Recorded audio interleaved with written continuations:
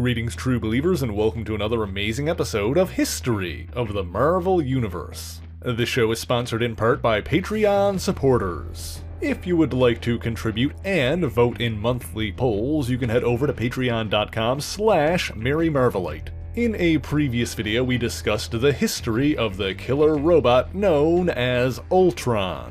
He was the creation of the scientist superhero Dr. Henry Pym, aka Ant-Man, aka Giant Man, aka Goliath, aka Yellow Jacket, aka Hank Pym.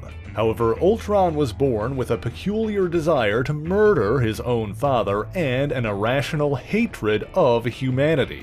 Although his original body was rudimentary, Ultron rebuilt himself several times over until he reached a more humanoid form and became a dangerous foe for Pym and his allies, the mighty Avengers. He soon began incorporating the indestructible alloy Adamantium, as well as a similar but more malleable version known as secondary Adamantium, into his armored bodies. Later, Ultron attempted to create a robotic bride for himself by capturing Pym's wife, Janet Van Dyne, better known as the Winsome Wasp, and transferring her life energy into a robot body. Fortunately, the Avengers were able to stop Ultron and rescue the Wasp. The sinister robot later tried to activate his bride regardless, naming her Jocasta. However, her mind had been shaped by the previously attempted transfer, and Jocasta turned against Ultron. After this, he returned several more times, attempting to annihilate the human race only to be stopped by the Avengers. However, during one battle, Ultron captured the Avenger Mockingbird, previously the SHIELD agent Bobby Morse. He decided to use this opportunity to try and create a new bride for himself. He had already abducted Dr. Myron McLean, the metallurgist who originally developed the method for creating adamantium, and so to complete his plan he also took hostage his own creator, Dr. Henry Pym. He brought his captives to his underground lab in Death Valley. With his powers of hypnosis, Ultron compelled Pym and McLean to build his adamantium mate using Mockingbird's brain patterns as a basis for her mind. Thus was born Alkhema, who Ultron programmed and nicknamed War Toy. While Alkhema did not possess any of Mockingbird's memories, aspects of her personality, such as her flippant sense of humor, were influenced by these brain engrams. This proved to be a source of frustration for Ultron, who didn't approve of being called things like Ulti or Lover. The West Coast Avengers battled the two robots and recovered the captives, but Ultron and his War Toy escaped. However, Alkhema resented being referred to as nothing more than his toy. Together, the two adamantium androids attacked the Sun Lakes Weapons Center in California, seeking weaponry powerful enough to wipe out humanity. However, Alkhema disobeyed orders and questioned Ultron's decisions. One might assume that this is because Ultron failed to program her with the same hatred of humanity that he had, or that Mockingbird's conscience had affected Alkhema's mind like Jocasta before her. But no, War Toy simply wished for them to take their time and exterminate humanity slowly. In either event, their disagreement led to a quarrel above the weapons center. This gave the West Coast Avengers time to arrive and battle the rogue robots. While that was happening, Mockingbird, McLean, and Pym, all brilliant scientists, set a trap for Ultron and Alkhema. They converted their teammate, the Vision, who was also Ultron's synthezoid son, into an electromagnet, allowing him to adhere the menacing mechanoids to the head of a rocket. The rocket launched with all three attached, but before the warhead exploded, Vision simply used his powers of intangibility to float back to Earth, while Ultron and Alkhema seemingly exploded in the upper atmosphere. Of course, thanks to their indestructible adamantium frames, the two mechanoids survived, but Alkhema grew more annoyed with the designation War Toy. For his next scheme, Ultron intended to activate several volcanoes simultaneously, causing a catastrophic number of deaths. However, Alkhema still preferred to kill one at a time and anonymously warned the Avengers of her lover's plot. Ultimately, the two turned against one another when it became clear that while they were both murderous, their goals were incompatible. And while Ultron was defeated by the Avengers, Alkhema escaped. She continued to watch from the shadows while her creator plotted further schemes. She also upgraded and rebuilt her body into a more acceptable form, likely with the use of her internal molecular rearranger, a device capable of converting certain forms of adamantium into a more malleable state, and an integral component of Alkhema's internal workings. She also built a series of robotic underlings, her very own war toys. She subsequently attacked the Wakandan manufacturing plant on Long Island where the Avengers' Quinjets were assembled. This was primarily because she knew that Ultron had his own plans to destroy the Avengers and wanted the sadistic pleasure of killing them herself. While Earth's mightiest heroes were unable to put a dent in Alkhema's adamantium armor, Wanda Maximoff, the Scarlet Witch, used her chaos magic to disrupt her molecular rearranger. Wanda tortured Alkhema, forcing the android to reveal her creator's location.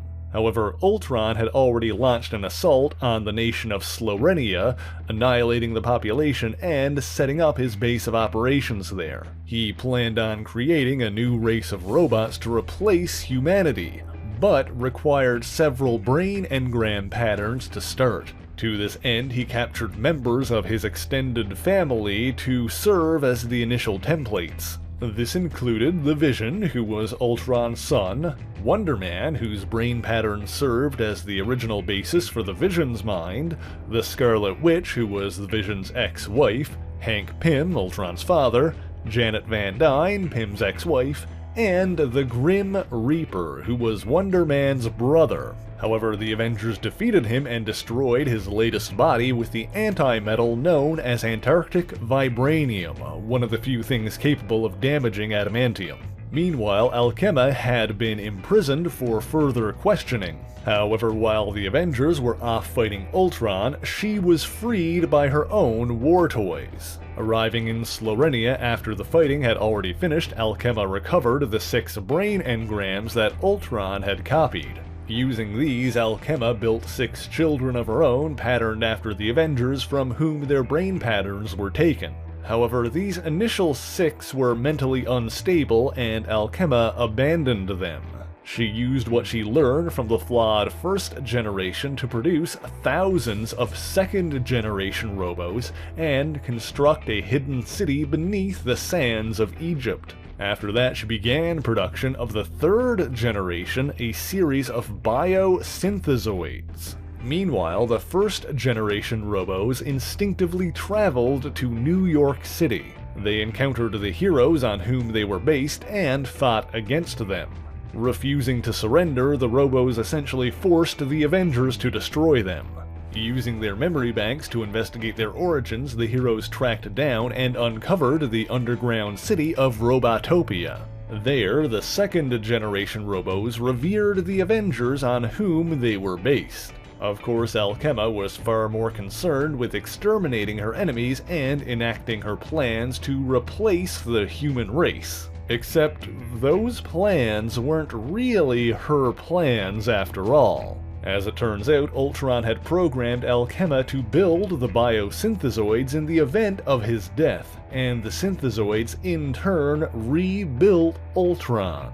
And so a massive battle broke out between the Avengers, Alkhema's war toys, the second generation robos, and Ultron's biosynthezoids. However, Alkhema had programmed a failsafe of her own, that if she were destroyed, her creations would all self-destruct as well. To stop Ultron, she allowed the Avenger Hawkeye to shoot her with an anti-metal arrow. This was particularly difficult for him to do because Mockingbird was thought to be dead at the time, and so Hawkeye, her husband, was reluctant to destroy what piece of her remained within Alkhema. However, doing so did indeed destroy Robotopia and all of its inhabitants, allowing the Avengers to escape. But one, a childlike biosynthezoid, did escape with Ultron's head, and named themselves Antigone. Subsequently, Ultron manipulated the fanatical group known as the Sons of Yinsen, tricking them into resurrecting him once again by impersonating Ho Yinsen, who they revered. We can go into more detail on these events another time, but the short version is that Ultron's head was affixed to a previously sentient suit of Iron Man's armor. However, Ultron was inevitably defeated by Iron Man and Jocasta, who was a disembodied AI at the time. Antigone was accidentally killed during the battle, seemingly falling to their doom. However, their body was recovered, with Jocasta having transferred her consciousness into it. Although she was soon restored to a form more closely resembling her original body, and so that was pretty much the end of Antigone. As for Alkhema, she later returned and battled two of the students from Avengers Academy, Finesse and Stryker, or so it seemed. In reality, this was simply a replica built by Hank Pym to test the potential heroes. Given the ease with which Stryker and Finesse dispatched the fake Alkhema, it's clear that she had neither the killer instinct nor the adamantium body of the original. Finesse did steal the CPU from the Alkhema replica, but it's unconfirmed whether this is in any way related to Alkhema's more recent return. Because yes, Alkhema resurfaced in a new body during the Iron Man 2020 event, specifically in the pages of the one-shot 2020 Iron Age. So you can check out that book for her most recent exploits, but that's all I've got for you this week. Thank you so much for watching this video though. If you enjoyed it, please leave a like, share the video, and subscribe for more marvelous content. Be sure to leave a comment letting me know what Marvel hero or villain you want to hear about next, and as always, the issues referenced in this video are listed in the description below if you would like to read them for yourself, as well as links to other places you can find me, including the Patreon page where for only $1 a month you can get your name in these special thanks here. So until next time, true believers, Excelsior!